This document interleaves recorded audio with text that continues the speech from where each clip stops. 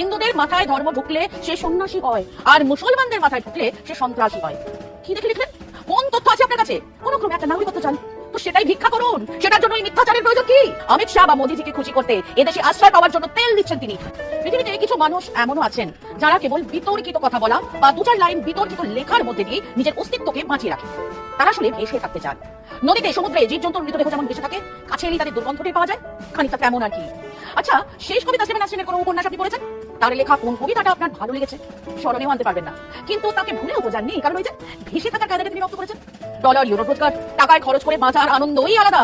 সম্ভবত সেই আনন্দেই তিনি বাঁচেন, আর মাঝে মধ্যে দু চার কথা লিখে আমি তো আছি জানান দেন। তো সেই তিনি সেদিন লিখলেন যে হিন্দুদের মাথায় ধর্ম ঢুকলে সে সন্ন্যাসী হয়, আর মুসলমানদের মাথায় ঢুকলে সে সন্ত্রাসী হয়। কি দেখে লিখলেন? কোন তথ্য আছে আপনার কাছে? বিশ্বের সমস্ত ধার্মিক হিন্দু সন্ন্যাসী, বিশ্বের প্রত্যেক ধার্মিক মুসলমান সন্ত্রাসী। এরকম এক সিদ্ধান্তে আসার আগে কোন কোন তথ্য জেনেছেন? যে হিন্দু সন্ত্রাসী অনায়াসে গৌরী লঙ্কেশকে খুন করেছিল সে সন্ন্যাসী ছিল? একজন লেখিকা, সাংবাদিক, সমাজকর্মীকে একা পিছন থেকে গুলি করে মেরেছিল এক সন্ন্যাসী? নাকি তাসলিমা নাসরিন গৌরী লঙ্কেশের নামই শোনেননি? কালবর্গী, দাভোলকর, পানসারেকে কোন হিন্দু সন্ন্যাসী খুন করেছিল? কোন হিন্দু সন্ন্যাসীর দল সেই খুনিদের আজও শাস্তি না দিয়ে সমাজে অনায়াসে ঘুরে ফিরে বেড়ানোর অধিকার দিয়েছে? কোন হিন্দু সন্ন্যাসীর রথযাত্রার পথে স্বাধীনের মানুষকে খুন করা হয়েছিল? হাজার হাজার ঘর বাড়িও জ্বালানো হয়েছিল? কোন হিন্দু সন্ন্যাসীর দল দেশের সর্বোচ্চ আদালতের নির্দেশ অমান্য করে এক ঐতিহাসিক সৌধকে কয়েক ঘন্টার মধ্যে ভেঙে চুরমার করেছিল? এই সমস্ত লোকজন ভারতের হিন্দু সন্ত্রাসী নয়? তাহলে সন্ত্রাস কাকে বলে তাসলিমা? আসবো, সময় একটা বিরতির সংখ্যা।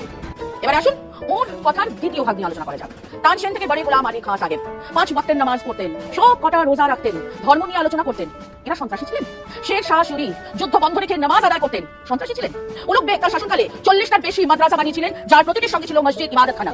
পৃথিবীর প্রথম ম্যাপ তৈরি করেছিলেন সেই উলুগ বেগ, বিশাল সূর্য ঘড়ি তৈরি করেছিলেন উলুগ বেগ। তিনি সন্ত্রাসী ছিলেন? গালেব না টুপি ছেড়েছিলেন না নূর, সমস্ত সুন্দরের মধ্যে তিনি আল্লাহকে দেখতেন। তিনিও সন্ত্রাসী? সন্ত্রাসী কোনো ধর্ম হয়? কোন ধর্মে মানুষ খুন করার নির্দেশ আছে? কোন ধর্ম শান্তির বিরুদ্ধে কথা বলে? আবার অন্যভাবে বললে, কোন ধর্মের মানুষ সন্ত্রাসী নয়? এমন কোন ধর্ম আছে কি যে ধর্মের মানুষের একজনও সন্ত্রাসী নয়? তাহলে দাঁড়াচ্ছে কি? সন্ত্রাস এক অস্ত্র যা সব ধর্মের মানুষই ব্যবহার করে।